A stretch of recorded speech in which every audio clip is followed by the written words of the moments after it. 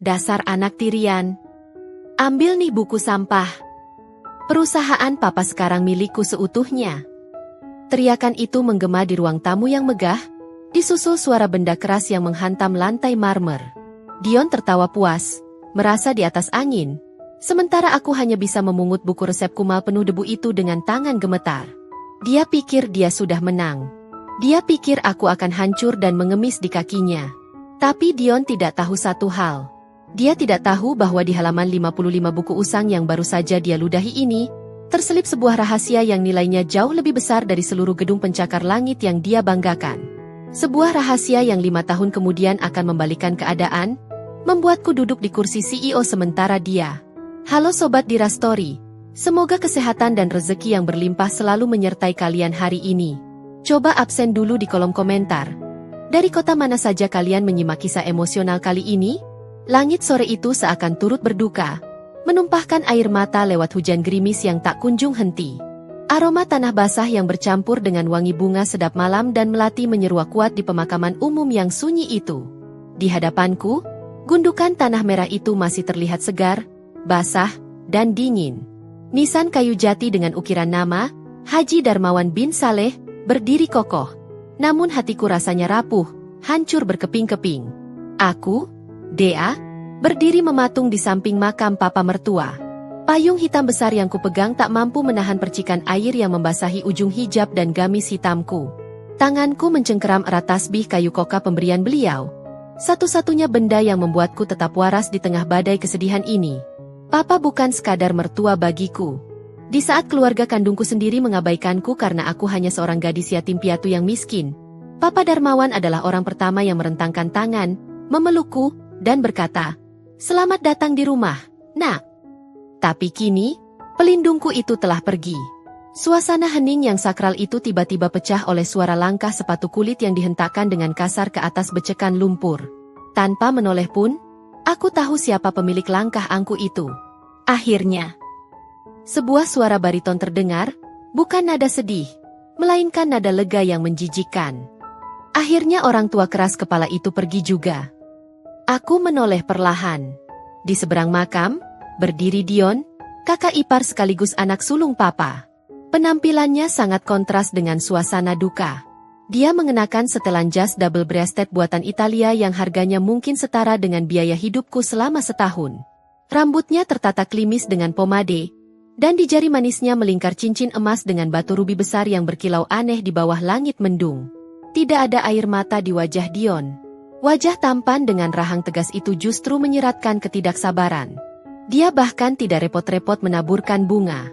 Dengan gerakan yang membuat dadaku sesak, Dion justru meludah ke samping gundukan tanah makam ayahnya sendiri. "Mas Dion," suaraku bergetar, berusaha menahan amarah yang mulai naik ke ubun-ubun.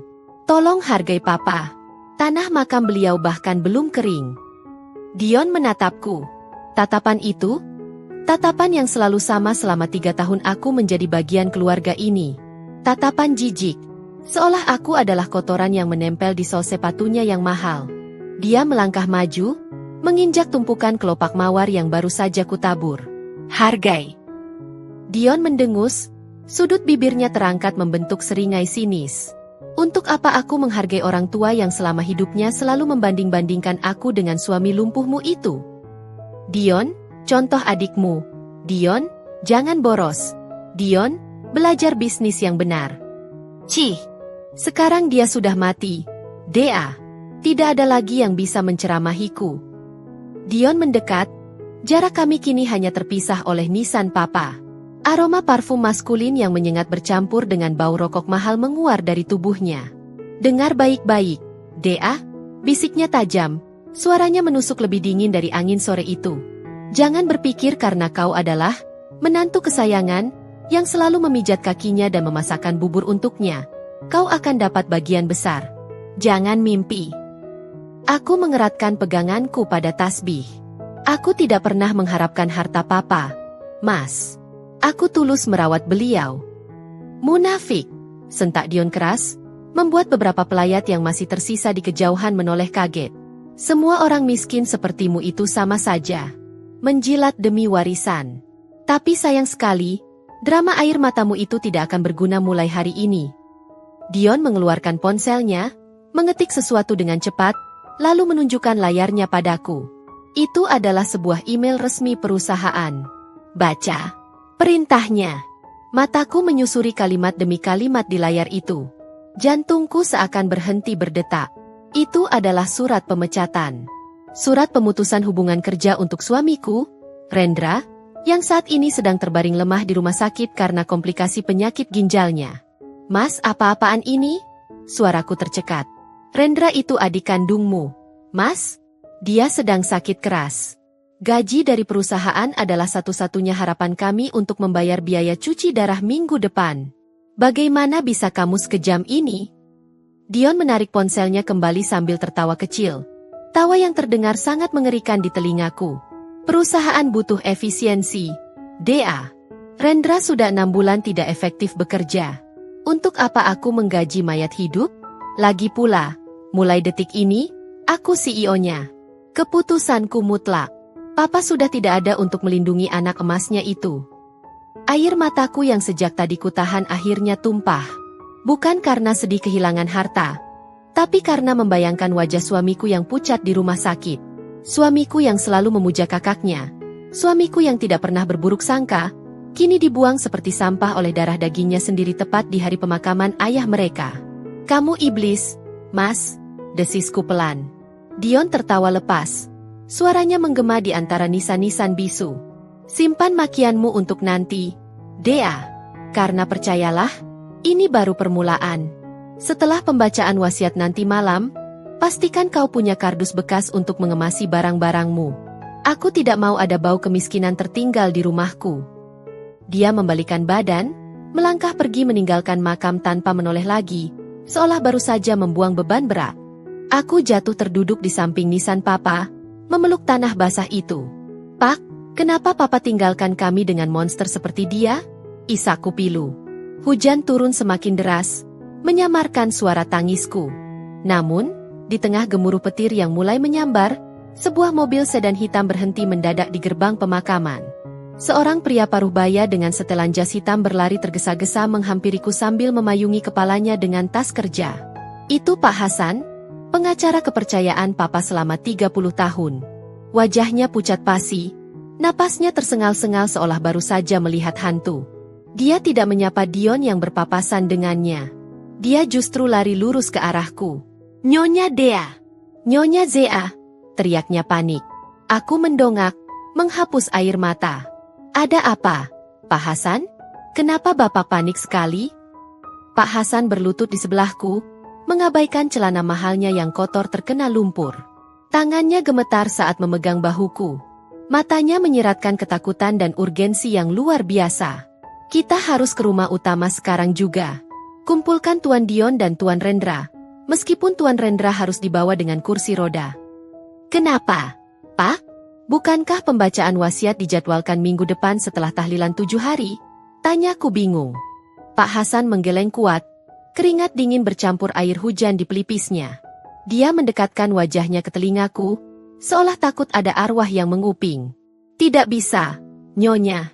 Saya baru saja menemukan dokumen rahasia di brankas pribadi almarhum yang bertanda, buka segera saat aku mati. Ada perubahan wasiat yang sangat fatal. Jika kita tidak membacakannya malam ini sebelum jam 12 malam, maka... Pak Hasan menelan ludah. Suaranya tercekat. Maka apa, Pak? Desaku.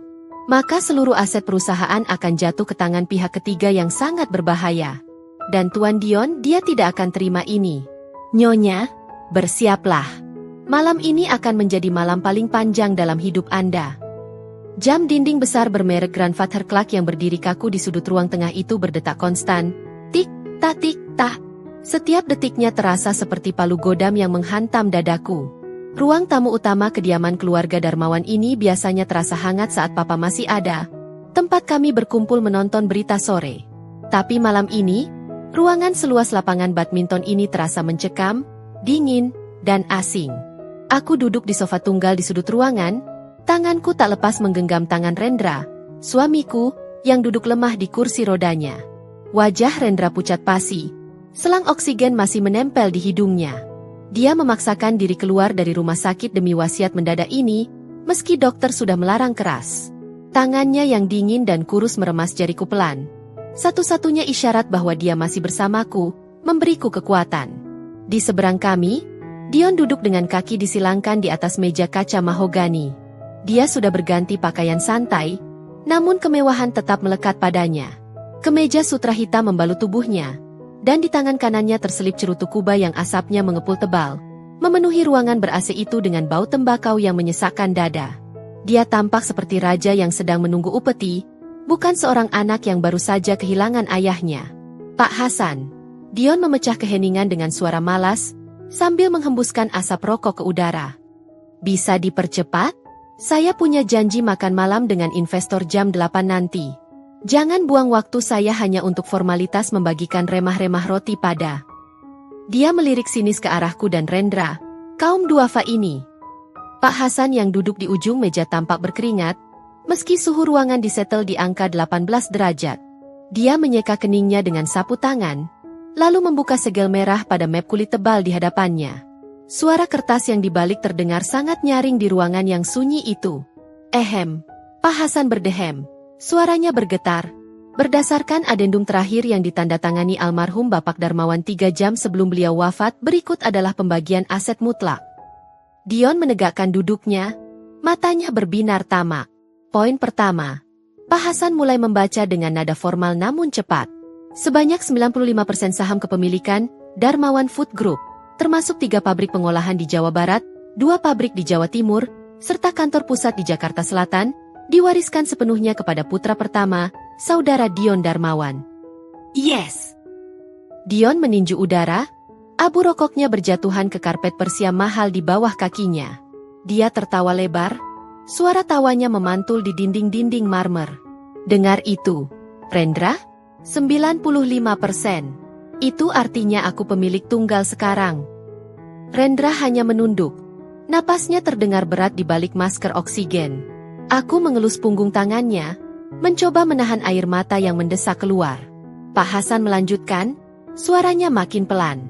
Poin kedua, seluruh aset properti, termasuk rumah utama di Pondok Indah ini, villa di Bali, apartemen di Singapura, serta koleksi 12 mobil mewah di garasi, diwariskan sepenuhnya kepada saudara Dion Darmawan. Dion bertepuk tangan heboh, seperti anak kecil yang mendapat mainan baru. Luar biasa. Papa memang jenius di akhir hidupnya. Dia tahu siapa yang pantas memegang tongkat estafet. Dion menatapku dengan seringai kemenangan. Bagaimana rasanya, Dea? Menjadi nyonya besar di rumah yang bukan milikmu lagi. Dan untuk saudara Rendra, Pak Hasan melanjutkan, kali ini suaranya terdengar sangat sedih. Mengingat kondisi kesehatan yang tidak memungkinkan untuk mengelola bisnis, Bapak Darmawan memberikan dana perwalian bulanan sebesar 5 juta rupiah untuk biaya hidup, yang akan dikelola oleh manajemen perusahaan di bawah kendali saudara Dion. 5 juta. Aku tersentak. Suaraku parau. Pak Hasan, biaya cuci darah Mas Rendra seminggu saja sudah lebih dari itu. Ini sama saja membunuhnya pelan-pelan. Dion tertawa terbahak-bahak. Cukuplah itu, Dea. Suruh suamimu pakai BPJS kelas 3. Jangan manja. Perusahaan sedang efisiensi. Ingat? Amarahku memuncak, tapi Pak Hasan mengangkat tangannya, memberiku isyarat untuk diam. Wajah pengacara tua itu tampak sangat tertekan. Dia merogoh ke bawah meja, lalu mengeluarkan sebuah benda yang membuat dahiku berkerut. Itu bukan map sertifikat, bukan kunci brankas, bukan pula perhiasan. Itu adalah sebuah kotak kayu jati tua yang warnanya sudah kusam. Ukurannya hanya sebesar kotak sepatu, dengan engsel besi yang sudah berkarat. Kotak itu terlihat sangat kontras dengan kemewahan meja kaca tempatnya diletakkan. Ada lapisan debu tipis di atasnya, seolah benda itu baru saja diambil dari gudang paling gelap yang tak pernah tersentuh cahaya matahari. Dan terakhir, suara Pak Hasan hampir tak terdengar. Poin ketiga, khusus untuk menantu perempuan saya, Dea. Jantungku berdegup kencang. Apa ini? Kenapa Papa memberiku kotak usang ini?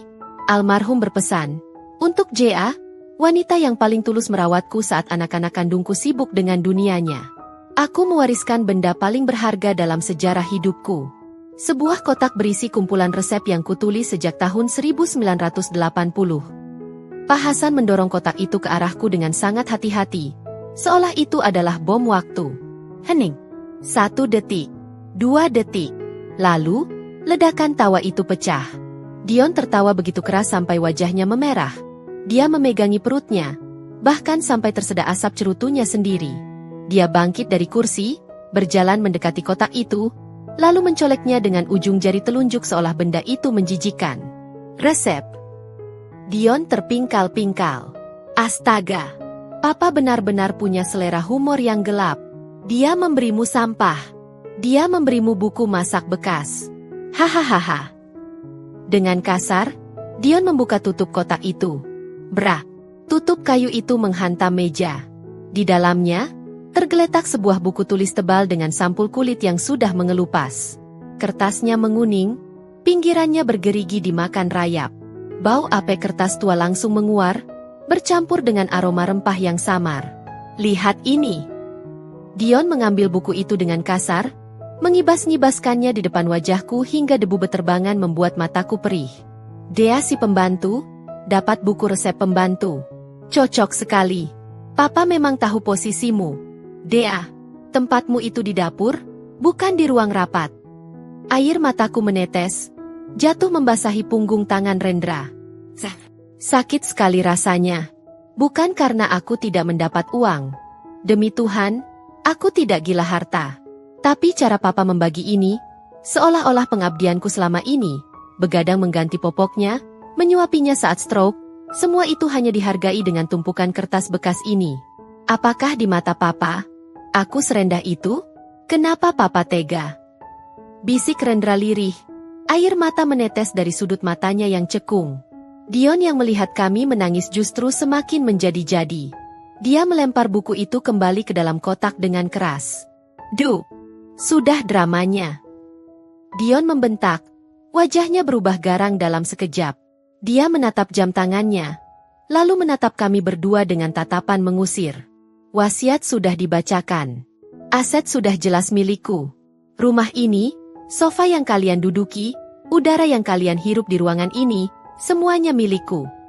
Dion berjalan ke arah pintu depan, membukanya lebar-lebar. Angin malam yang dingin dan suara hujan deras langsung masuk, mendinginkan ruangan. Kalian punya waktu 10 menit, kata Dion dingin, sambil menunjuk ke arah kegelapan di luar sana. Bereskan baju-baju kalian. Jangan bawa apapun selain pakaian yang menempel di badan dan buku sampah itu. Keluar dari istanaku, sekarang juga. Aku terbelalak. Mas, ini tengah malam. Hujan deras. Mas Rendra sedang sakit. Dia tidak boleh kena angin malam. Bukan urusanku, teriak Dion. Suaranya menggelegar mengalahkan suara petir. Dia menyambar vas bunga kristal di dekatnya dan membantingnya ke lantai hingga pecah berkeping-keping. Perang! Keluar atau aku panggil satpam untuk menyeret suamimu yang lumpuh itu. Tanganku gemetar hebat saat meraih gagang kursi roda Rendra. Aku memungut kotak kayu tua itu, mendekapnya di dada seolah itu tameng terakhirku. Dengan langkah tertatih, aku mendorong kursi roda Rendra menuju pintu keluar yang menganga lebar, menuju kegelapan malam yang tak pasti. Di belakangku, Dion masih berdiri tegak, tersenyum puas melihat kepergian kami. Saat roda kursi Rendra melewati ambang pintu, Dion berseru satu kali lagi, kalimat terakhir yang menutup pintu kehidupan lamaku selamanya. Oh ya, Dea, jangan pernah berani menampakkan wajahmu di restoran atau kantorku lagi. Kalau aku melihatmu radius 100 meter dari propertiku, aku akan pastikan kamu masuk penjara. Blam.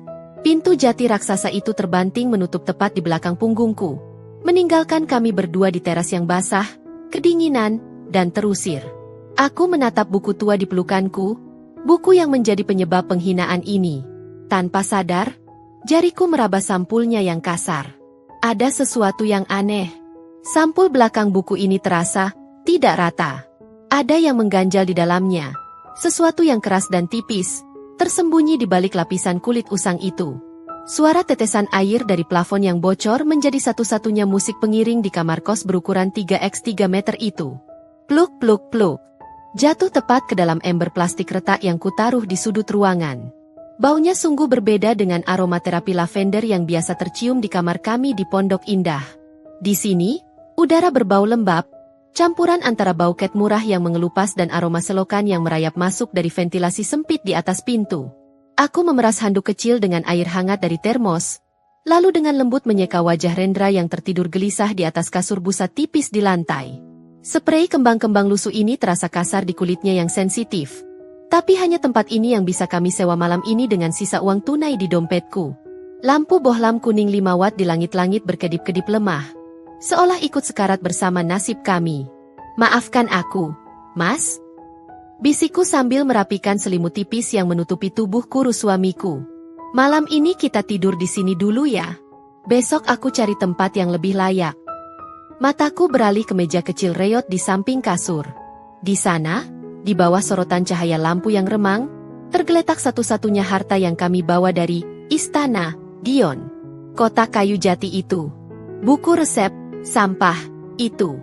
Rasa penasaran yang tadi sempat muncul saat aku meraba sampulnya kembali menyeruak. Tapi lebih dari itu, ada rasa rindu. Buku ini adalah tulisan tangan Papa.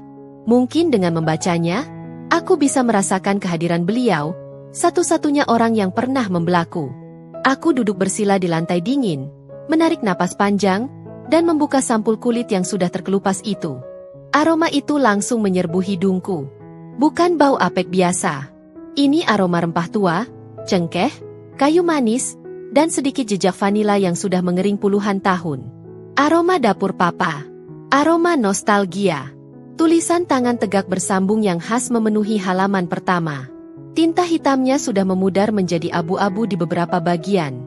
Resep 1. Soto Betawi kuah susu. Rahasianya ada pada takaran pala. Aku tersenyum getir. Membalik halaman demi halaman.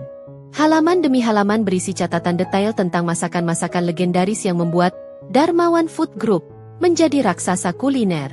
Tapi anehnya, resep-resep ini berbeda dengan yang dipakai di pabrik sekarang. Ini versi aslinya. Versi yang murni, sebelum diubah demi efisiensi biaya produksi massal. Tanganku terus membalik kertas yang rapuh itu. Halaman 10. Halaman 25. Halaman 40. Saat jariku hendak membalik ke halaman 55, aku merasakan ketebalan yang tidak wajar. Kertas di halaman ini terasa lebih kaku, seolah ada 2 lembar yang direkatkan menjadi 1. Dan benar saja, saat aku merabanya, ada sedikit celah di bagian tengah jili dan buku. Dengan hati berdebar, aku menyelipkan kuku jariku ke celah itu. Kreh! Lem tua itu terlepas dengan mudah. Sebuah amplop coklat tipis meluncur jatuh dari sela-sela halaman 55, mendarat di pangkuanku. Jantungku seakan berhenti berdetak. Amplop itu tersegel rapi dengan lilin merah berlogo inisial Papa, D. Di depannya tertulis dengan tinta merah tebal, "Untuk TA. Buka saat kamu sudah diusir." Tanganku gemetar hebat. Papa tahu? Papa sudah tahu ini akan terjadi? Dengan napas tertahan, aku merobek segel amplop itu. Isinya hanya 2 lembar kertas. Lembar pertama adalah secarik surat dengan tulisan tangan yang tampak terburu-buru, seolah ditulis saat Papa sedang menahan sakit. Aku membacanya dengan suara bergetar. "Anakku sayang, DA, jika kamu membaca surat ini, berarti firasatku benar. Dion sudah menguasai semuanya dan membuang kalian. Jangan menangis, Nak. Papa sengaja membiarkan Dion mengambil cangkangnya. Gedung, pabrik, mesin biarkan dia ambil semua besi tua itu. Karena Papa tahu, di tangan Dion yang serakah, perusahaan itu akan hancur dalam waktu kurang dari 5 tahun. Dia tidak punya rasa. Dia hanya punya ambisi. DA, warisan sesungguhnya ada di tanganmu sekarang. Di lembar kedua amplop ini, Papa sertakan modal awalmu.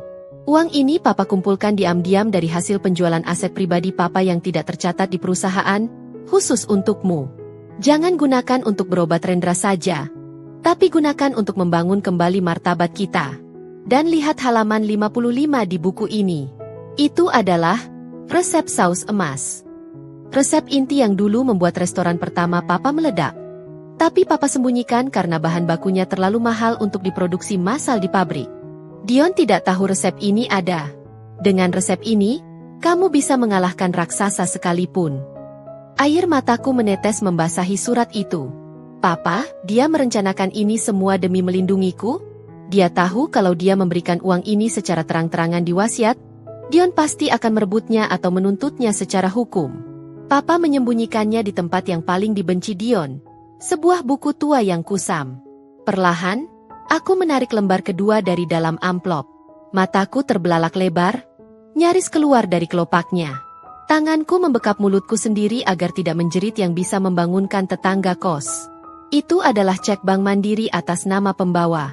Angkanya tertera jelas, sangat jelas. 0, 0, 0, 0, 0, 0, 0, 0, 0, 0. 10 miliar rupiah. 10 miliar rupiah. Duniaku berputar. Aku memegang selembar kertas yang nilainya bisa membeli harga diri Dion yang tadi menginjak-injak kami. 10 miliar terselip di buku yang disebutnya sampah. Dea. Suara Rendra terdengar lemah dari kasur. Dia terbangun, matanya menyipit melihat aku yang gemetar memegang kertas. Kamu kenapa? Ada apa di buku itu? Aku merangkak mendekatinya, memperlihatkan cek itu dengan tangan yang masih gemetar.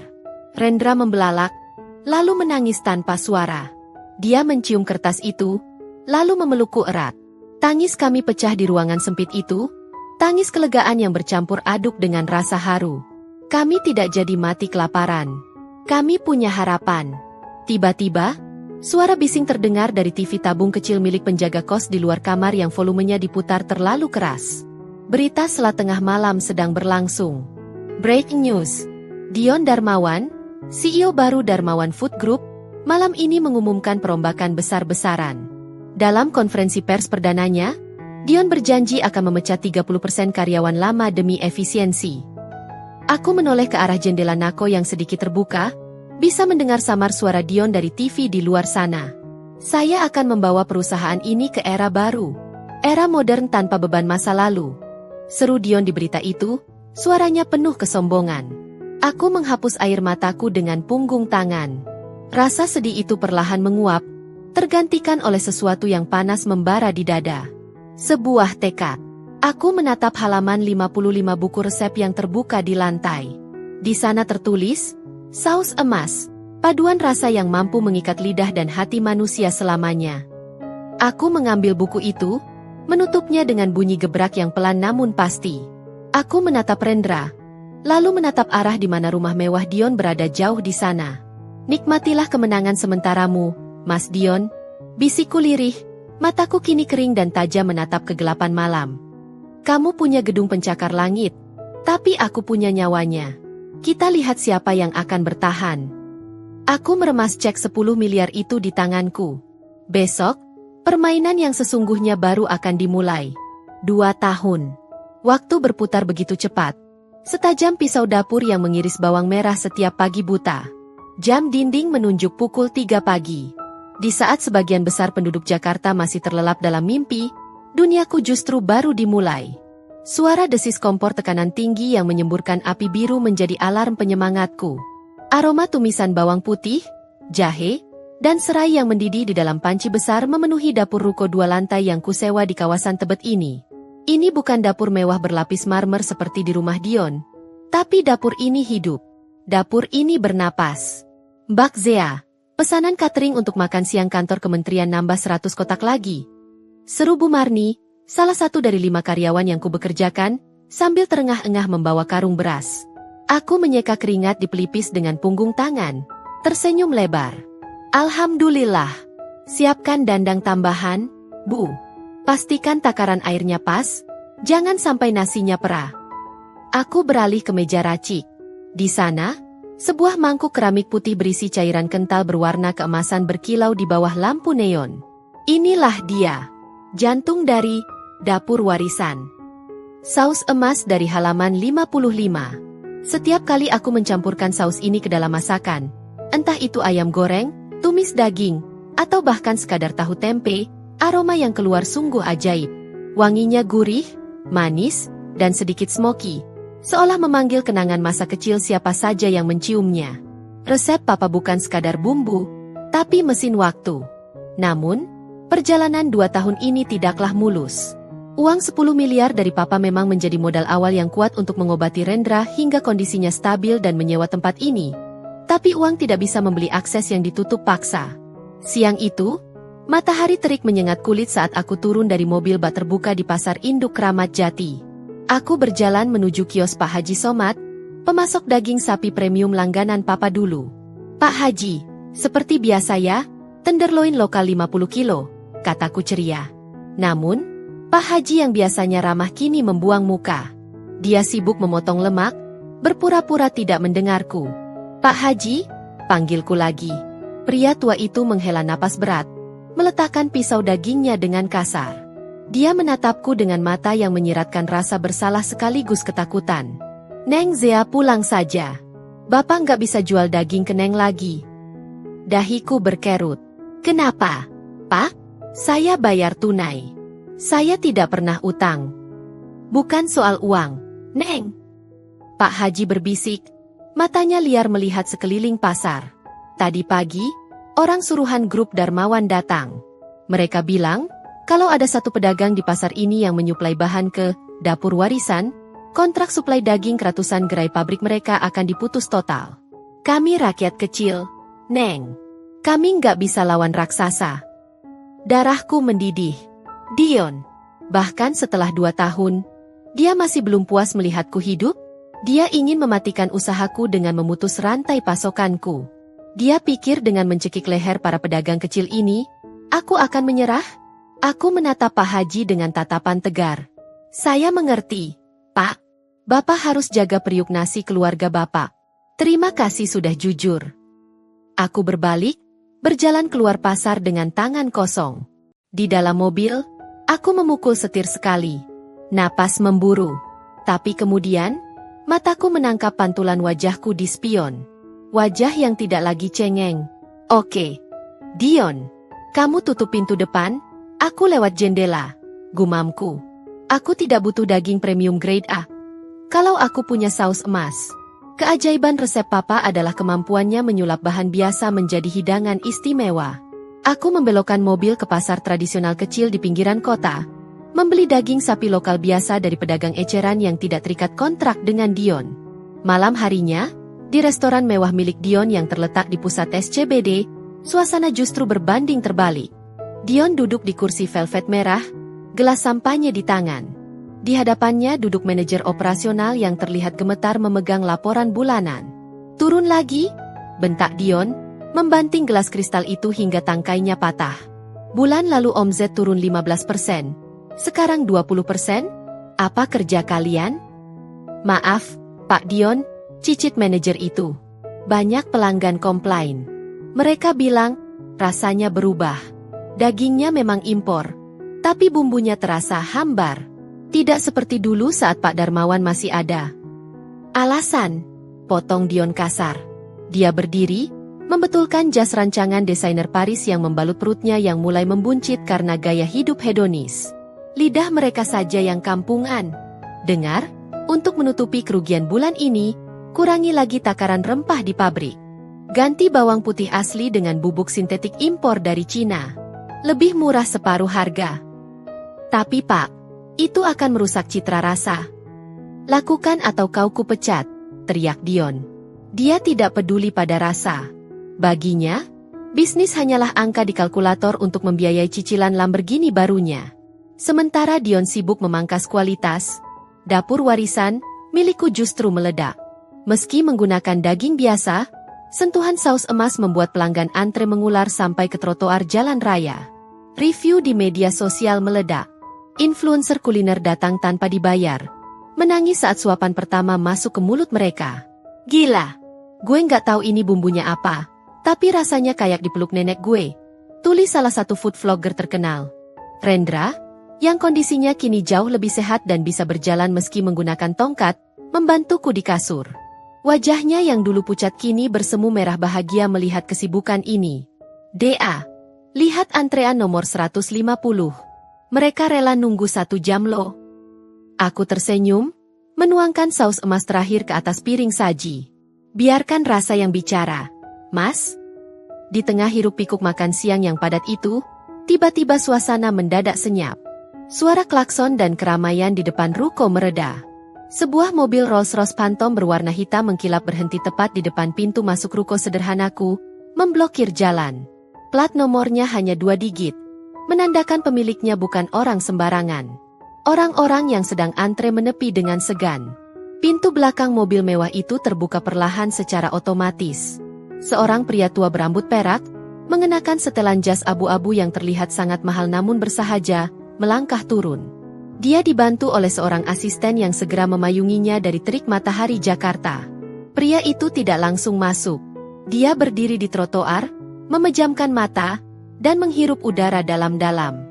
Hidungnya kembang kempis mencium aroma masakan yang menguar dari dapurku. Baunya. Gumam pria itu, suaranya berat dan berwibawa, namun terdengar bergetar. Sudah 10 tahun saya mencari bau ini. Bau yang hilang dari restoran Darmawan. Dia membuka matanya, lalu berjalan lurus menembus antrean, masuk ke dalam ruko, dan langsung menuju meja kasir tempatku berdiri. Tatapannya tajam, mengunci mataku. "Kamu DA?" tanyanya tanpa basa-basi. "Benar, Pak. Ada yang bisa saya bantu? Kalau mau pesan, mohon maaf antrean sudah." Pria itu mengangkat tangannya, lalu meletakkan sebuah kartu nama berwarna hitam dengan tulisan emas timbul di atas meja kasir. Nama yang tertera di sana membuat lututku lemas seketika. Itu adalah nama salah satu konglomerat investasi terbesar di Asia Tenggara. "Saya tidak mau pesan makan siang, Nak Zea," ucapnya serius, matanya berkaca-kaca menatap panci saus di belakangku. Rasa asli Darmawan yang hilang ini terlalu berharga untuk dijual di ruko sempit ini.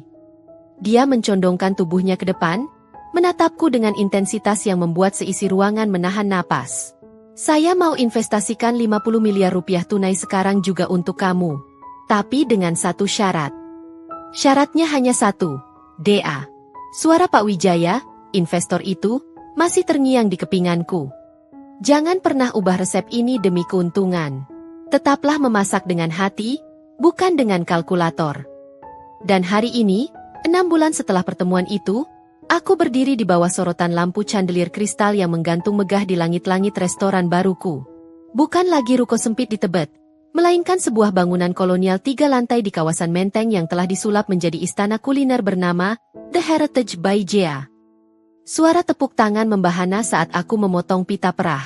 Kilatan lampu kamera wartawan menyilaukan mata.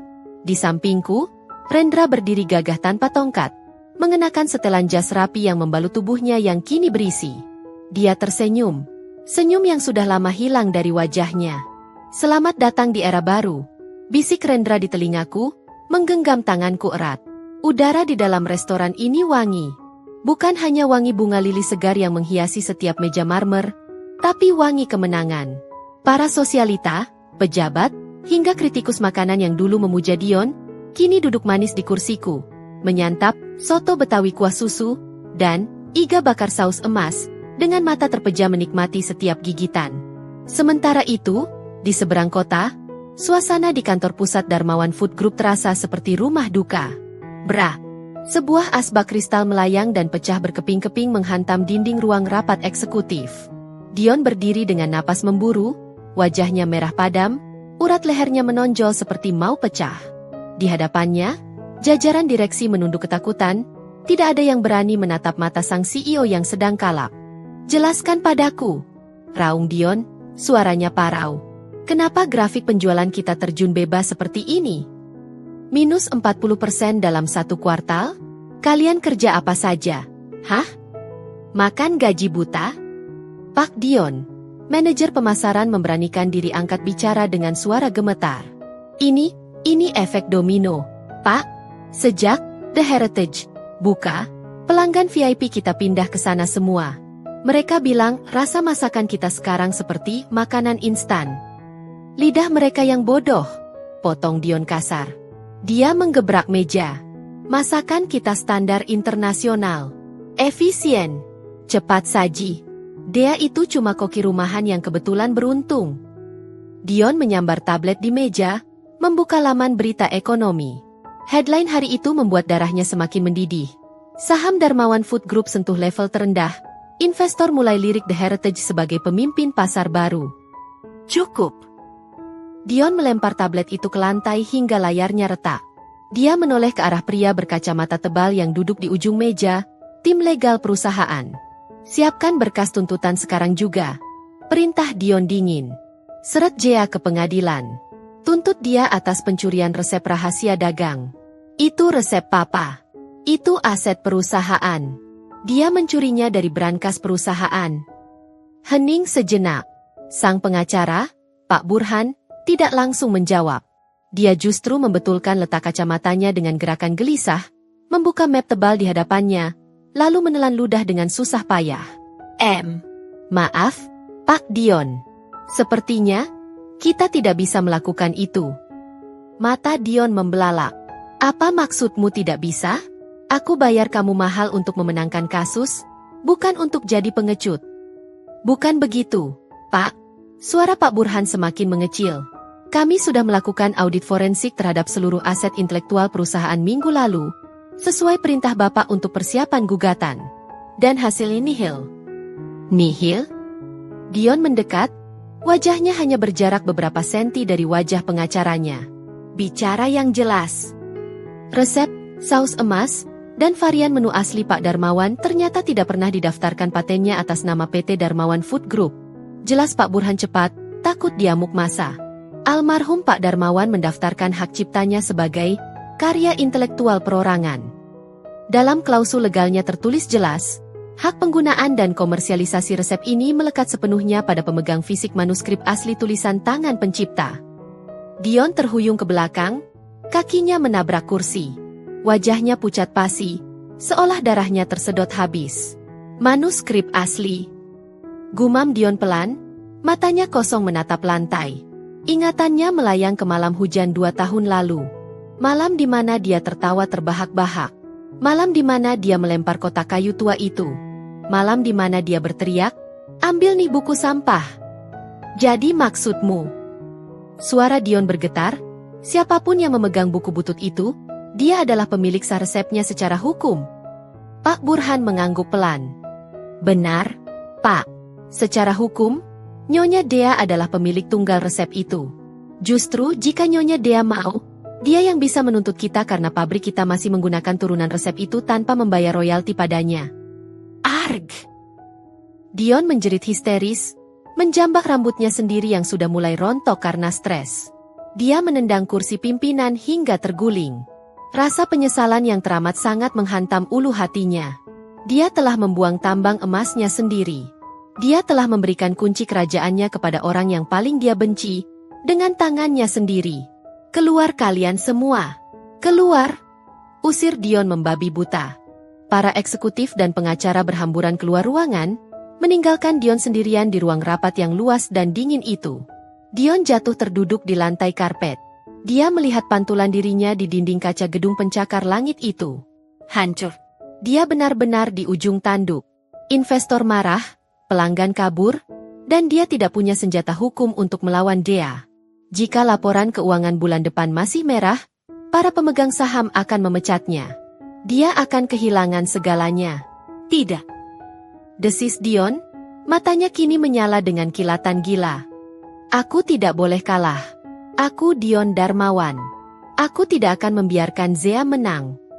Dia merogoh saku celananya, mengeluarkan sebuah kartu nama hitam polos tanpa logo, hanya ada deretan nomor telepon berwarna merah darah. Kartu yang diberikan oleh teman judinya bulan lalu. Kartu milik sindikat, Shadow Funding. Rentenir kelas kakap yang biasa meminjamkan dana talangan untuk perusahaan yang hampir bangkrut, dengan bunga mencekik dan jaminan nyawa. Tangan Dion gemetar saat menekan nomor itu. Pikirannya buntu. Dia hanya butuh uang cepat untuk memoles laporan keuangan, untuk menyuap auditor, untuk membuat perusahaan terlihat untung agar harga saham naik kembali. Hanya sementara. Dia yakin bisa mengembalikannya. Tut, tut, halo. Suara serak dan berat terdengar dari seberang telepon. Suara yang terdengar seperti gesekan amplas kasar. Ini Dion, ucapnya cepat, keringat dingin mengucur di pelipisnya. Tawaran pinjaman 50 miliar tempo hari. Apakah masih berlaku? Saya butuh cair malam ini juga. Tunai. Hening sejenak di ujung telepon, lalu terdengar tawa kecil yang mengerikan. Tentu, Tuan Dion. Tapi Anda tahu aturannya. Jika telat 1 hari saja, kami tidak menyita aset. Kami mengambil potongan tubuh. Dion menelan ludah, menatap gedung The Heritage di kejauhan yang bersinar terang dari balik jendela kantornya. Kebenciannya pada ZA menutupi akal sehatnya. Saya setuju, kata Dion mantap. Bawakan uangnya.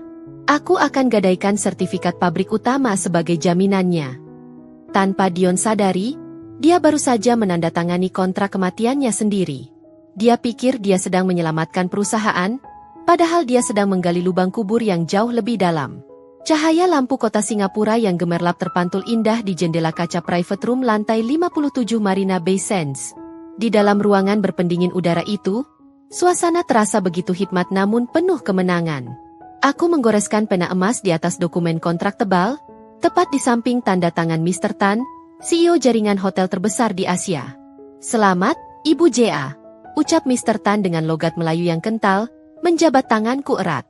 Kami sangat terhormat bisa membawa The Heritage dan menu legendaris saus emas Anda ke 5 negara tetangga.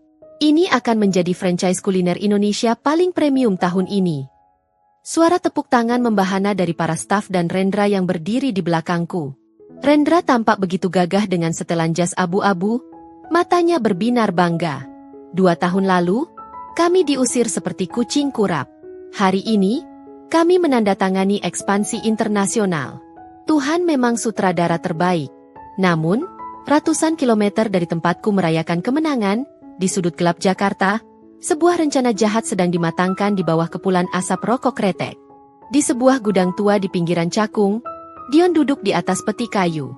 Penampilannya kacau. Matanya merah, kantung matanya hitam pekat, dan bau alkohol menyengat dari napasnya. Di hadapannya, berdiri 5 orang pria bertubuh kekar dengan tato memenuhi lengan, wajah-wajah beringas yang biasa menghiasi berita kriminal ibu kota. Kalian paham tugasnya?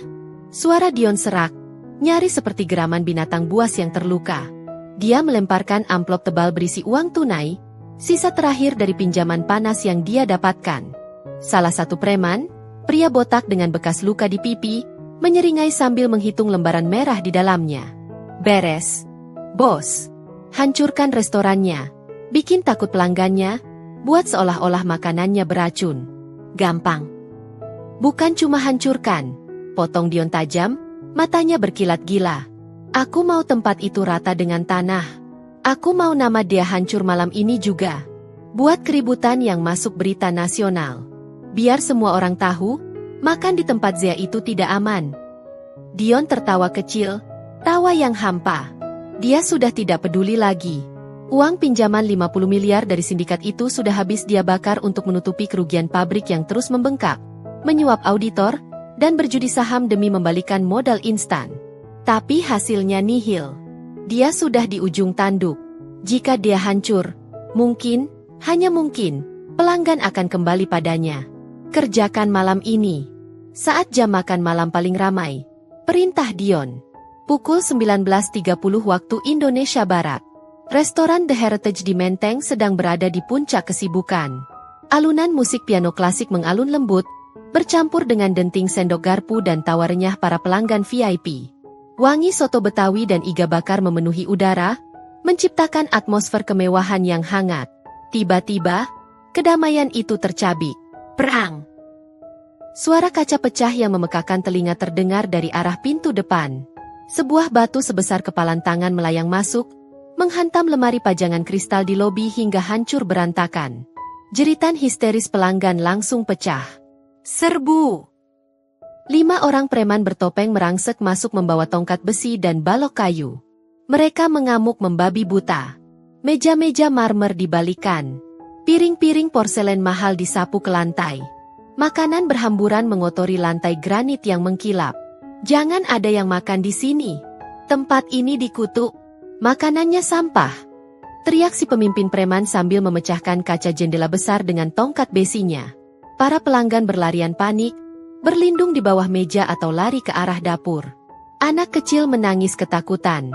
Suasana kies.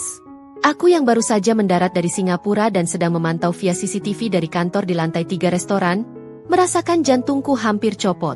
Tapi aku tidak lari. Aku melihat Rendra yang ada di lantai bawah dengan sigap melindungi seorang ibu hamil dari pecahan kaca. Panggil polisi. Dan kunci semua pintu akses keluar. Jangan biarkan mereka lolos. Teriakku pada kepala keamanan melalui walkie-talkie. Namun, para preman itu salah perhitungan. Mereka mengira ini tahun 90-an di mana kekerasan bisa membungkam kebenaran. Mereka lupa, ini era digital. Puluhan pelanggan yang bersembunyi tidak hanya diam. Mereka mengeluarkan ponsel. Ratusan kamera merekam aksi brutal itu secara live di Instagram, TikTok, dan YouTube. Wajah-wajah beringas itu, meski bertopeng sebagian, terekam jelas dalam resolusi 4K. Dan kesalahan fatal terjadi. Saat si pemimpin preman hendak memukul salah satu pelayan, topengnya tersangkut dan terlepas. Wajahnya terpampang jelas di layar monitor CCTV utamaku yang memiliki fitur face recognition. Sistem keamanan canggih yang kupasang, investasi mahalku, langsung memindai wajah itu dan mencocokkannya dengan database karyawan lama Darmawan Group. Ting! Sebuah profil muncul di layar, Heri, si botak, Santoso. Mantan kepala keamanan pribadi Dion Darmawan. Dipecat 2 bulan lalu tapi masih menerima transfer rutin. Darahku mendidih. Dion, kamu benar-benar menggali kuburmu sendiri. Aku tidak tinggal diam. Aku segera turun ke lobi, menerobos kekacauan dengan wajah tegar. Para preman itu sudah mulai dikepung oleh satpam dan warga sekitar yang marah. Polisi terdengar meraung-raung di kejauhan. Aku berdiri di hadapan salah satu kamera wartawan yang kebetulan sedang makan di sana. Dengan latar belakang restoran yang porak-poranda, aku berbicara lantang, suaraku bergetar bukan karena takut, tapi karena murka. Malam ini, kalian melihat tindakan pengecut dari seseorang yang tidak siap bersaing secara sehat. Ucapku menatap tajam ke lensa kamera. Saya, Dea, tidak akan takut. Dan untuk dalang di balik ini, kami punya buktinya. Jejak digital tidak bisa dihapus. Malam itu juga, internet meledak. Tagar tangkap Dion Darmawan dan boykot Darmawan Group menjadi trending topik nomor 1 dunia, hanya dalam waktu 2 jam. Netizen dengan cepat menyebarkan foto si preman yang sedang mengawal Dion di berbagai acara masa lalu. Bukti transfer yang ditemukan polisi dari saku celana preman itu semakin memperkuat dugaan. Dion yang membayarnya. Keesokan paginya, efek dominonya menghantam lebih keras dari tsunami. Harga saham Darmawan Food Group yang sudah merah, kini terjun bebas ke titik nol. Bursa Efek melakukan suspensi perdagangan saham mereka karena panik selling massal. Investor menarik dana triliunan rupiah. Dan yang paling parah, kreditur, bayangan, datang menagih. Di rumah mewah Pondok Indah, Dion baru saja bangun dengan kepala pening sisa alkohol semalam. Dia menyalakan TV, berharap melihat berita kehancuran Dea. Tapi yang dia lihat adalah wajahnya sendiri dengan judul berita, CEO Darmawan Group diduga otak penyerangan restoran pesaing. Belum sempat dia mencerna berita itu, pintu gerbang rumahnya didobrak paksa. Bukan polisi, tapi sepasukan orang berbadan tegap dengan seragam debt collector dan petugas jurusita pengadilan. Di belakang mereka, truk-truk besar menunggu siap mengangkut barang. Dion Darmawan, teriak seorang petugas bank menggunakan pengeras suara. Keluar sekarang juga. Rumah ini dan seluruh isinya telah disita oleh konsorsium bank dan kreditur atas gagal bayar utang korporasi dan penipuan aset. Dion berlari keluar dengan hanya memakai kaos oblong dan celana pendek. Apa-apaan ini? Saya pemilik rumah ini. Kalian tidak bisa. Bapak sudah menggadaikan sertifikat rumah, pabrik, dan seluruh aset pribadi sebagai jaminan silang untuk utang 50 miliar yang Bapak ambil dari shadow funding dan bank sentral. Potong petugas itu dingin, menyodorkan surat merah. Dan karena nilai saham perusahaan Bapak nol hari ini, Ban melakukan eksekusi jaminan total. Bapak bangkrut. Total. Tidak mungkin. Dion mundur, kakinya lemas. Angkut semuanya, perintah petugas itu. Dion diseret paksa oleh 2 orang satpam keluar dari pagar rumahnya sendiri. Dia melihat mobil Lamborghini-nya diderek. Dia melihat sofa mahalnya diangkut ke truk. Dia melihat lukisan-lukisan koleksinya dibawa pergi. Hujan mulai turun deras, persis seperti 5 tahun lalu saat dia mengusirku. Dion berdiri di trotoar yang basah, tanpa alas kaki. Pintu gerbang istananya digembok dari dalam. Di tangannya tidak ada apa-apa. Tidak ada dompet, tidak ada ponsel, tidak ada kunci mobil. Dia sendirian. Basah kuyup. Hina. Sebuah mobil mewah melintas pelan di depan genangan air tempat Dion berdiri, mencipratkan lumpur kotor ke wajah dan baju kaosnya yang lusuh. Dion mengusap wajahnya yang kotor, menatap nanar ke arah rumah yang kini gelap gulita. Perutnya berbunyi nyaring. Dia lapar. Dan untuk pertama kalinya dalam hidupnya, dia tidak tahu harus minta makan pada siapa. Dea. Bisiknya di tengah deru hujan, sebuah nama yang dulu dia ludahi, kini menjadi satu-satunya nama yang terlintas di benaknya yang putus asa. Apa yang sudah kulakukan? Matahari Jakarta siang itu terasa seperti lelehan timah panas yang disiramkan langsung ke kulit punggung. Di kolong jembatan layang grogol yang bising dan berdebu, aroma pesing air seni bercampur dengan bau busuk sampah basah menusuk hidung. Lalat-lalat hijau berdengung nyaring, mengerubungi tumpukan kardus bekas air mineral yang kini menjadi satu-satunya kasur bagiku. Pergi! Ini lapak gue. Sebuah tendangan keras mendarat di rusuk kananku.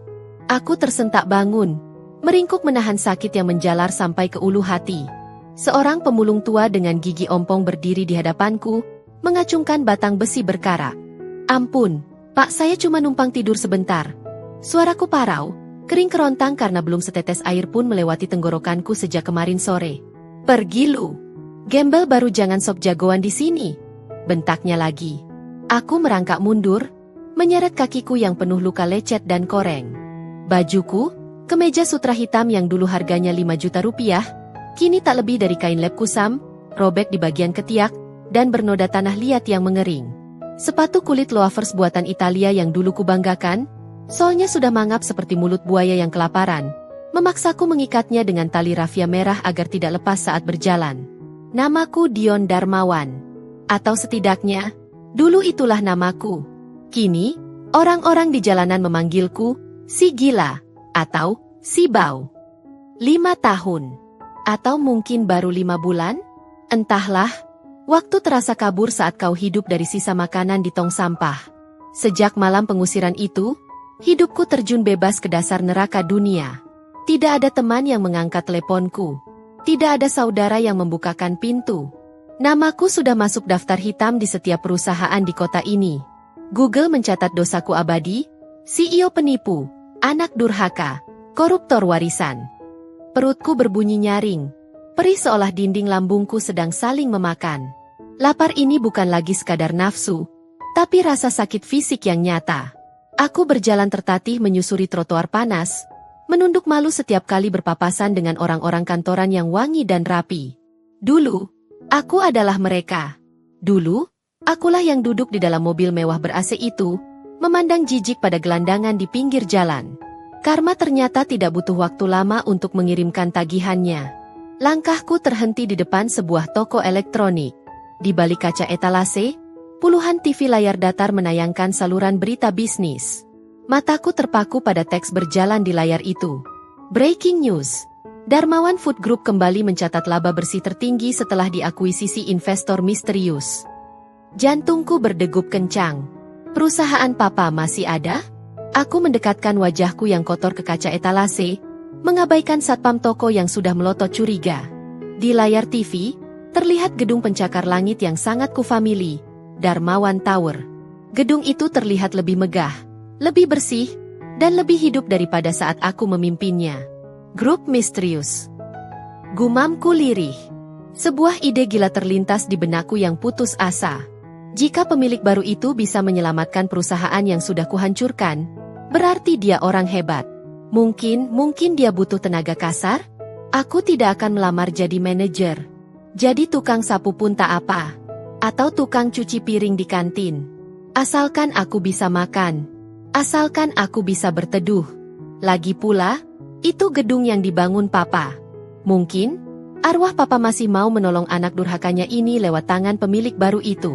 Dengan sisa tenaga terakhir, aku menyeret langkahku menuju kawasan segitiga emas. 2 jam perjalanan kaki yang menyiksa.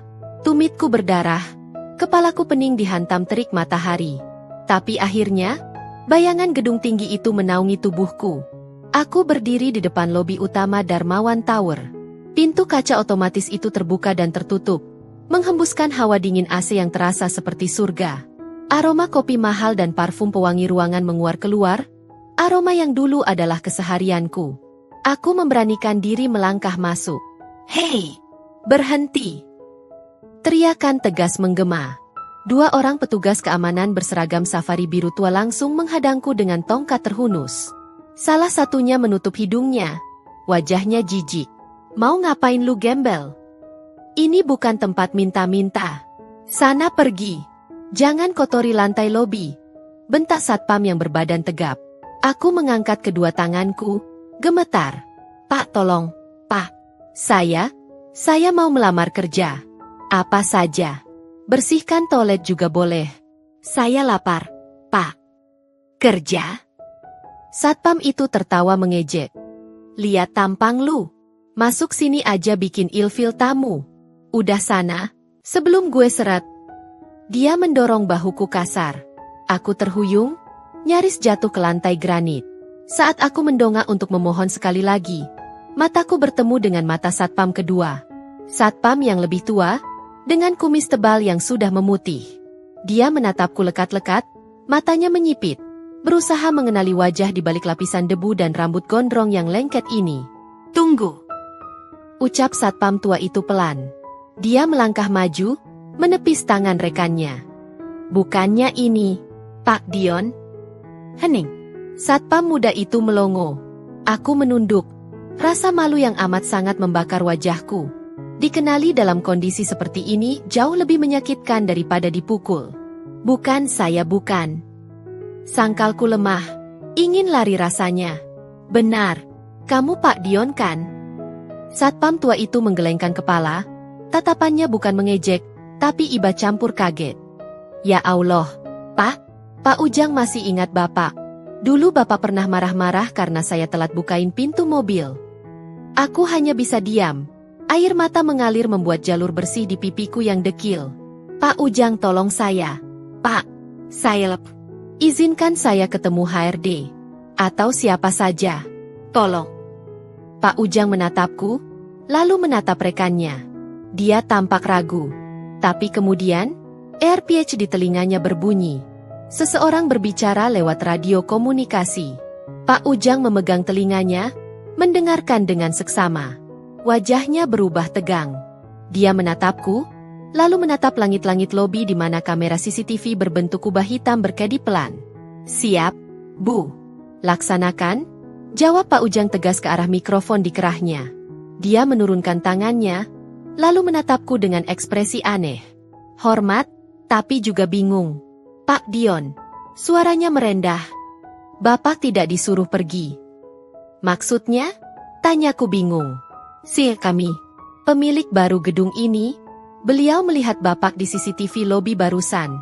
Beliau memerintahkan kami untuk mengantar Bapak naik ke lantai paling atas. Sekarang juga, lewat lift VIP.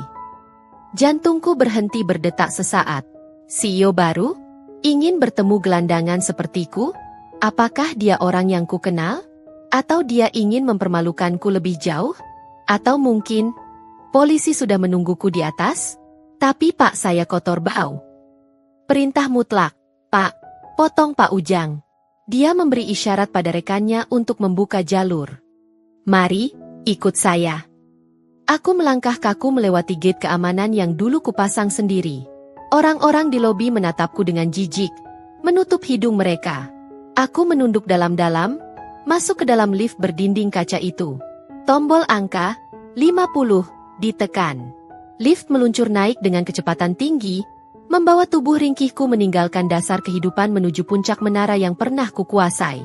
Telingaku berdenging karena perubahan tekanan udara. Siapa yang duduk di kursi besarku sekarang? Siapa, malaikat, atau iblis, yang memanggilku naik ini? Ting! Pintu lift terbuka. Karpet merah tebal terhampar di depanku. Wangi aromaterapi jasmin yang sangat spesifik langsung menyergap penciumanku. Wangi yang terasa familiar. Sangat familiar. Wangi yang dulu sering tercium dari baju seseorang yang paling sering kuhina. Kakiku gemetar hebat saat melangkah keluar lift, menuju pintu ganda ruang CEO yang tertutup rapat. Tanganku, yang kotor dan berdaki, menggantung di udara selama beberapa detik sebelum akhirnya memberanikan diri menyentuh gagang pintu ganda berlapis emas itu. Dinginnya logam menjalar ke telapak tanganku, kontras dengan keringat dingin yang membasahi sekujur tubuhku. Di balik pintu ini adalah masa laluku, atau mungkin masa depanku, atau bisa jadi akhir dari hidupku. Dengan sisa keberanian yang nyaris punah, aku mendorong pintu berat itu. Klik! Engsel pintu yang terawat sempurna itu berayun tanpa suara. Angin sejuk dari dalam ruangan langsung menerpa wajahku, membawa serta aroma melati yang semakin kuat. Aroma yang anehnya menenangkan sekaligus mencabik-cabik memori di kepalaku. Kakiku melangkah masuk ke atas karpet bulu domba tebal berwarna krem. Dulu, saat aku berkuasa, ruangan ini bernuansa hitam dan abu-abu, dingin dan maskulin. Tapi sekarang ruangan ini berubah total. Dinding-dindingnya dicat warna earth tone hangat. Ada rak buku besar dari kayu jati yang memenuhi satu sisi dinding, dan beberapa tanaman hijau segar di sudut-sudut ruangan yang membuat suasana terasa hidup. Di ujung ruangan, membelakangi dinding kaca raksasa yang menampakkan panorama kota Jakarta dari ketinggian lantai 50, duduk seseorang di kursi kebesaranku. Kursi itu berputar perlahan. Waktu seakan membeku. Napasku tercekat di tenggorokan, mataku membelalak hingga terasa perih. Sosok itu bukan polisi, bukan hakim, bukan pula mafia yang mengejarku. Di sana, duduk dengan anggun, seorang wanita mengenakan blazer putih gading yang membalut gamis berwarna sage green. Hijabnya tertata rapi, membingkai wajah yang bersih, bercahaya, dan tenang. Tidak ada lagi jejak gadis lugu yang dulu sering menunduk takut saat aku membentaknya di meja makan. Wanita di hadapanku ini memancarkan aura kekuasaan yang jauh lebih besar daripada yang pernah kumiliki. DA. Dan dia tidak sendirian. Di samping meja kerjanya, berdiri seorang pria tegap dengan setelan jas navy yang pas di badan. Dia tidak lagi duduk di kursi roda.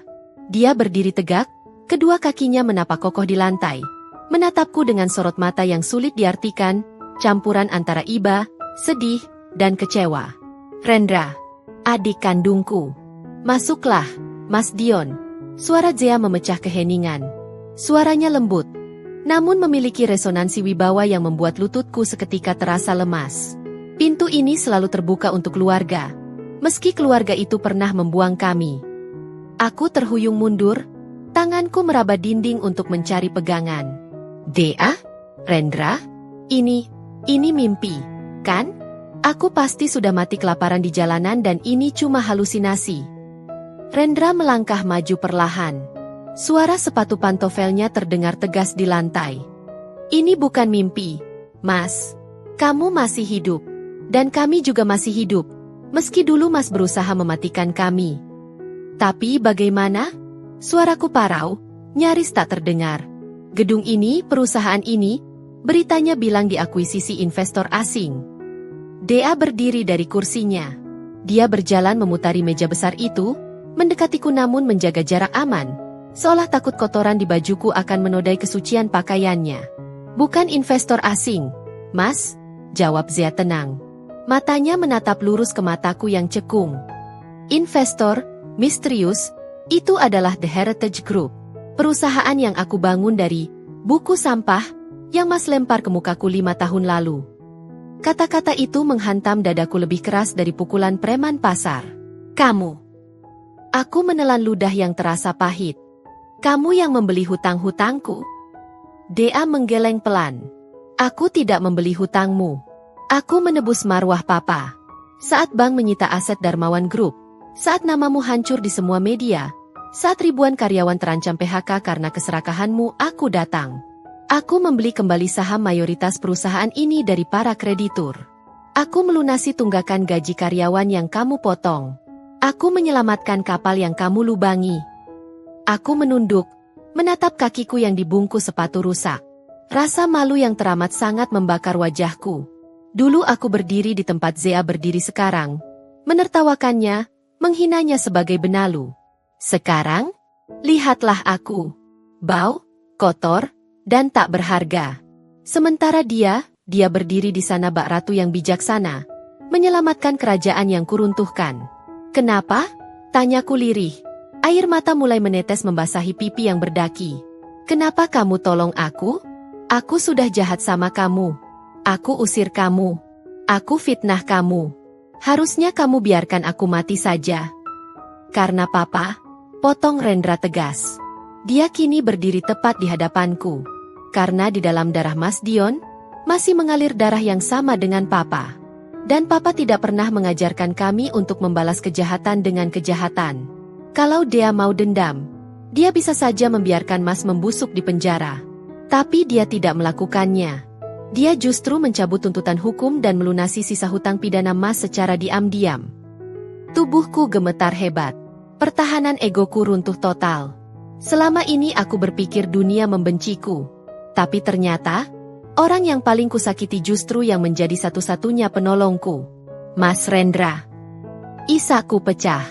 Aku ingin memeluk adikku. Tapi aku sadar betapa menjijikannya tubuhku ini. Aku menarik tanganku kembali. Maafkan aku. Maafkan Mas yang bodoh ini.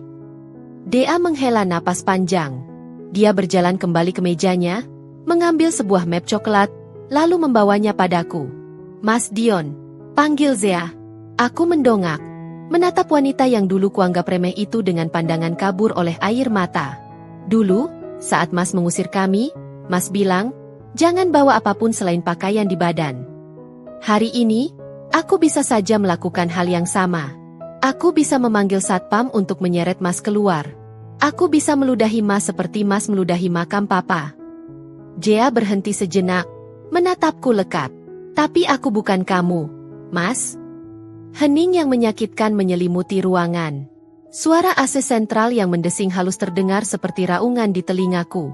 Perutku tiba-tiba berbunyi keras sekali lagi. Kruyuh. Bunyi kemiskinan yang memalukan di tengah kemewahan ini. Rasa lapar itu menusuk lambungku, mengingatkanku bahwa harga diri tidak bisa dimakan. Aku sudah 3 hari tidak makan nasi. Tubuhku sudah di ambang batas. Kakiku tak kuat lagi menopang tubuh. Bro. Aku jatuh berlutut di atas karpet tebal itu. Kedua tanganku menangkup di depan dada, menyembah pada adik ipar yang dulu kuhina.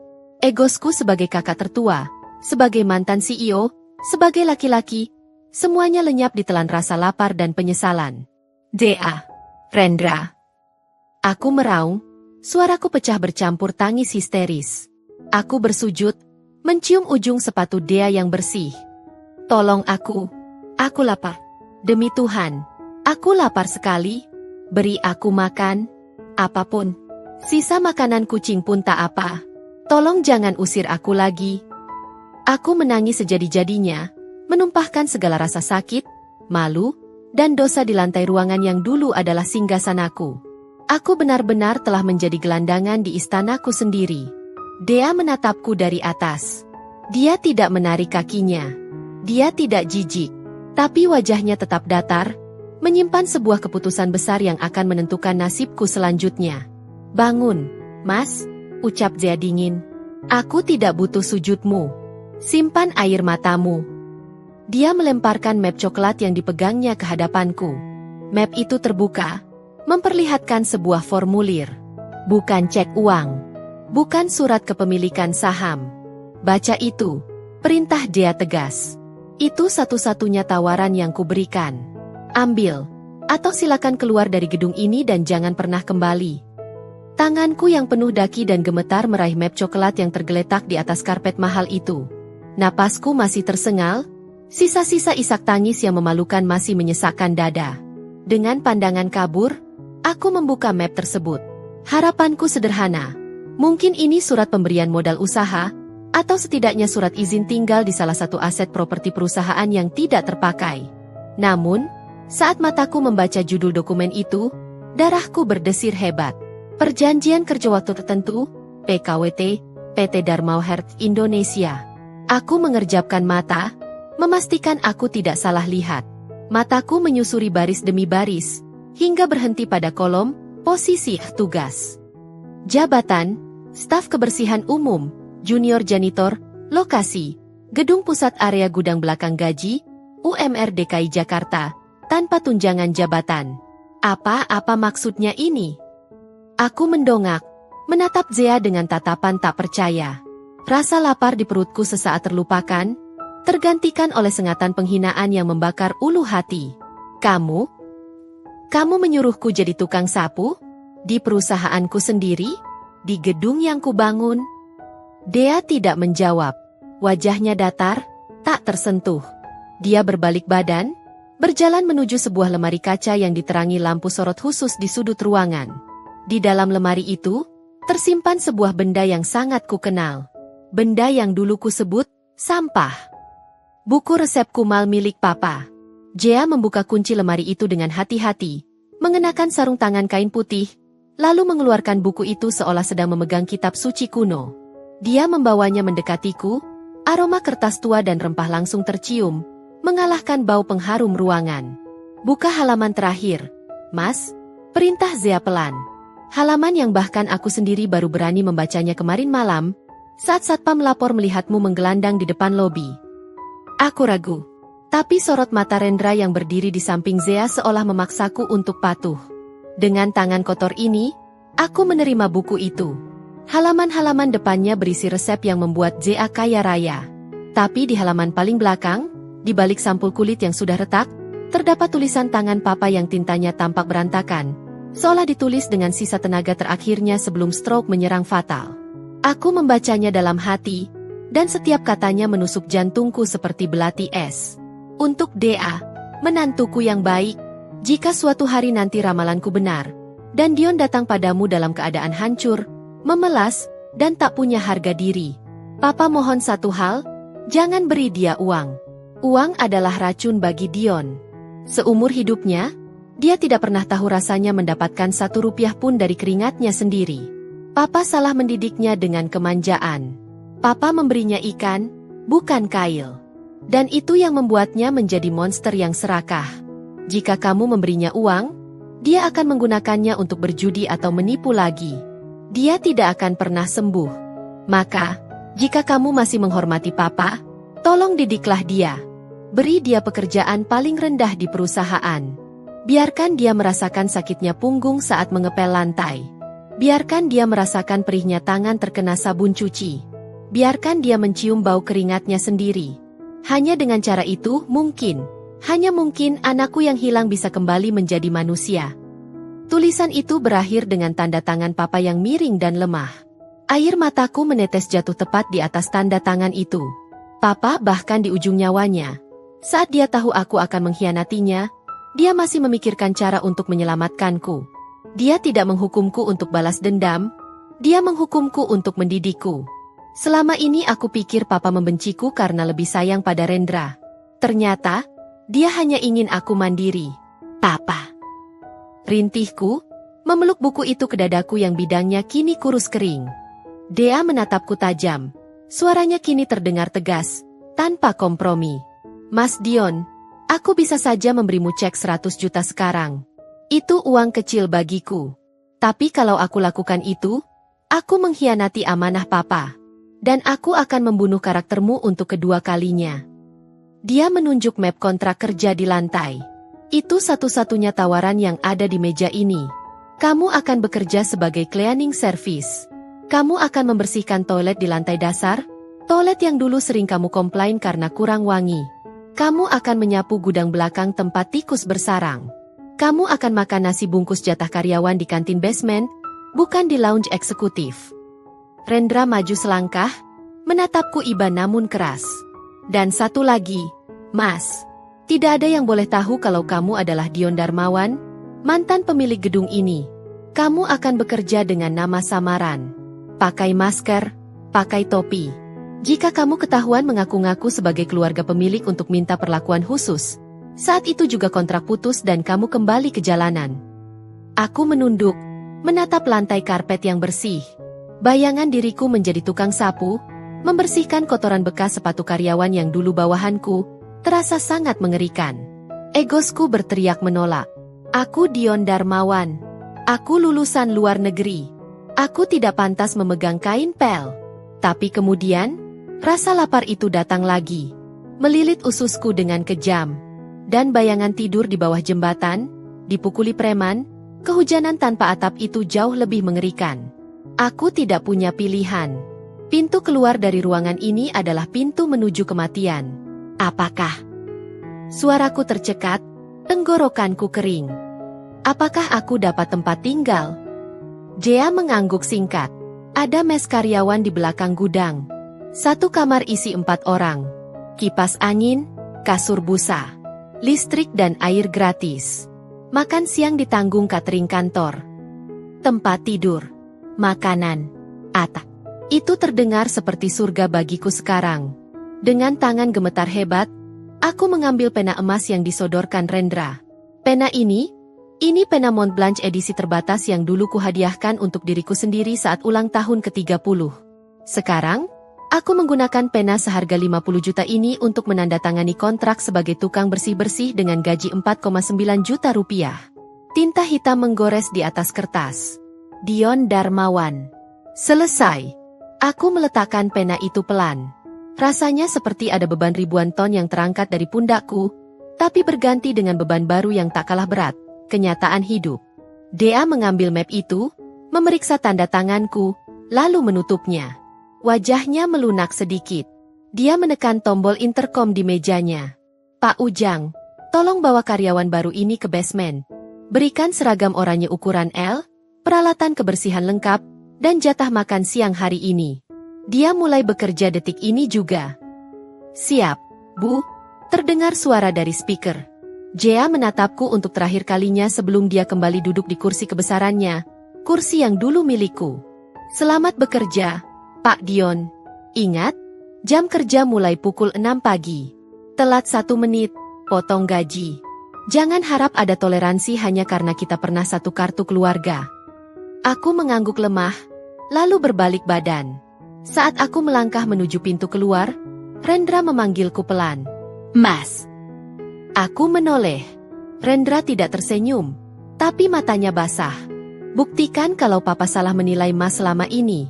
Buktikan kalau Mas bisa bertahan bukan karena warisan, tapi karena keringat sendiri. Pintu tertutup di belakangku. Aku kembali ke lift.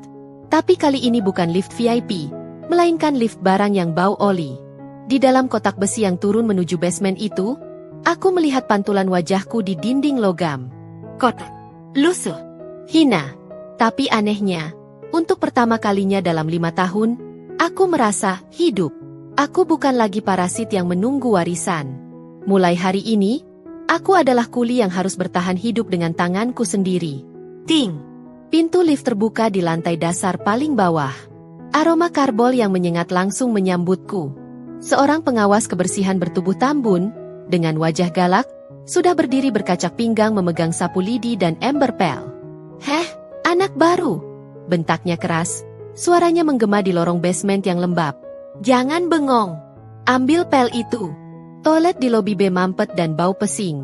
Sikat sampai kinclong. Kalau masih bau, jangan harap lu dapet jatah makan siang. Aku menelan ludah, menatap ember pel kotor di kakinya. Ini dia, realita baruku. Baik, Pak, jawabku gagap. Aku membungkuk, meraih gagang pel kayu yang kasar itu. Saat telapak tanganku menggenggamnya, aku sadar satu hal. Perjalanan panjang penebusan dosaku baru saja dimulai. Lantai marmer putih di lobi utama Darmawan Tower ini berkilau layaknya kaca, memantulkan bayangan lampu-lampu kristal yang tergantung megah di atas sana. Aku berdiri di pojok ruangan, menyandarkan tubuhku pada gagang pel kayu yang mulai terasa akrab di telapak tanganku. Keringat mengucur deras dari balik masker kain dan topi hitam yang kupakai, membasahi seragam oranyeku yang kini sudah pudar warnanya karena terlalu sering dicuci. Jam dinding menunjuk pukul 5 sore. Gelombang karyawan mulai mengalir keluar dari lift. Langkah-langkah kaki mereka yang memakai sepatu kulit dan hak tinggi menciptakan irama kesibukan yang dulu pernah menjadi duniaku. Beberapa orang lewat begitu saja di depanku, bahkan tanpa sengaja menyenggol bahuku tanpa menoleh. Menganggapku tak lebih dari sekadar perabot ruangan yang bernyawa. Dulu, aku akan murka jika ada yang menyentuh jas mahalku tanpa izin. Sekarang, aku justru bersyukur mereka tidak melihat wajahku. Pak Dion, ini jatah nasi bungkusnya. Tadi saya pesankan lauk ayam goreng, mumpung masih hangat. Aku menoleh. Pak Ujang, satpam tua itu, menghampiriku sambil menyodorkan bungkusan kertas coklat yang masih mengepulkan uap. Dia tersenyum ramah. Senyum tulus yang tidak pernah kudapatkan saat aku masih duduk di kursi CEO. Terima kasih, Pak Ujang, jawabku tulus. Suaraku kini terdengar lebih mantap. Tak lagi gemetar karena lapar atau alkohol. Aku duduk di bangku kayu kecil di area servis belakang, membuka bungkusan nasi itu. Aroma sambal terasi dan ayam goreng menusuk hidungku. Aku mulai menyuap nasi itu dengan tangan yang kapalan, bekas gesekan gagang pel dan sikat WC selama 1 tahun terakhir. Rasanya luar biasa. Jauh lebih nikmat daripada stik wagyu seharga jutaan rupiah yang dulu sering kusantap tanpa rasa syukur.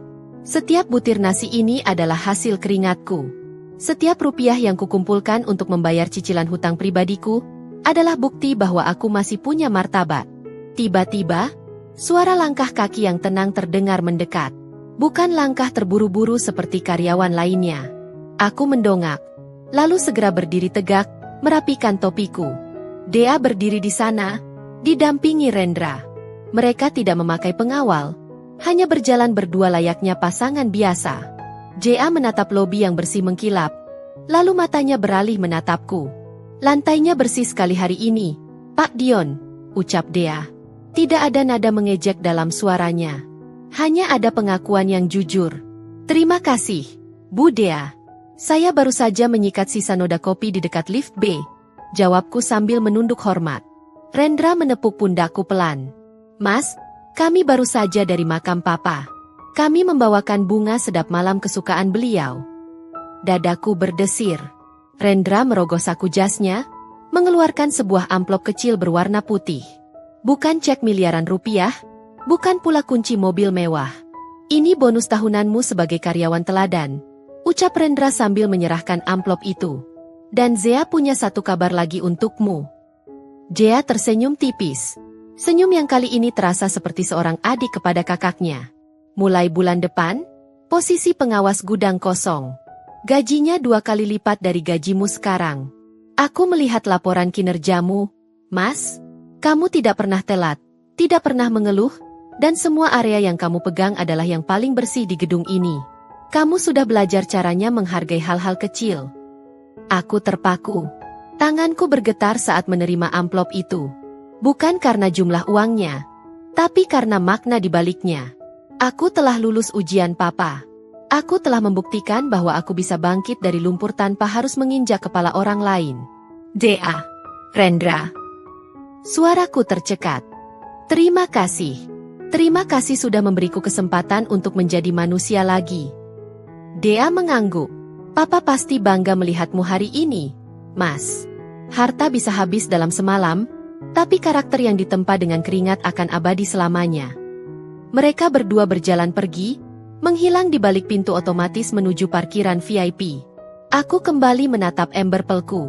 Aku tahu, perjalananku masih panjang.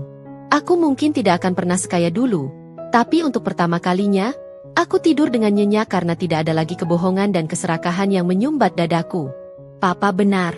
Warisan terbaik yang beliau tinggalkan bukanlah perusahaan raksasa itu, melainkan sebuah buku resep tua yang mengajarkanku bahwa hidup adalah soal rasa, soal bagaimana kita meracik kerja keras, kejujuran, dan ketulusan menjadi sebuah hidangan yang bisa dinikmati oleh orang banyak. Aku mengangkat gagang pelku sekali lagi. Masih ada sisa noda di ujung koridor, dan aku akan memastikannya bersih sempurna sebelum aku pulang ke kamar mesku yang sederhana.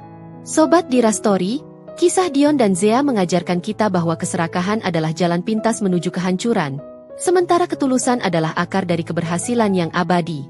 Jangan pernah meremehkan hal kecil, karena seringkali di dalam hal-hal yang terlihat tak berharga, seperti buku resep tua, tersimpan rahasia kesuksesan yang tak ternilai harganya. Jangan pernah malu untuk memulai kembali dari nol, karena jatuh itu manusiawi, tapi menyerah pada keangkuhan adalah sebuah kesalahan yang fatal. Mari kita belajar untuk lebih menghargai setiap butir nasi dan setiap tetes keringat yang kita hasilkan sendiri. Jika kalian tersentuh dengan kisah perjuangan Zea dan penebusan dosa Dion ini, jangan lupa untuk klik tombol subscribe, berikan like, dan bagikan video ini kepada orang-orang tersayang kalian. Ketik di kolom komentar, saya siap berjuang dari nol, jika kalian termotivasi oleh cerita hari ini. Sampai jumpa di kisah-kisah inspiratif selanjutnya, hanya di channel Dira Story. Terima kasih sudah menyimak hingga akhir.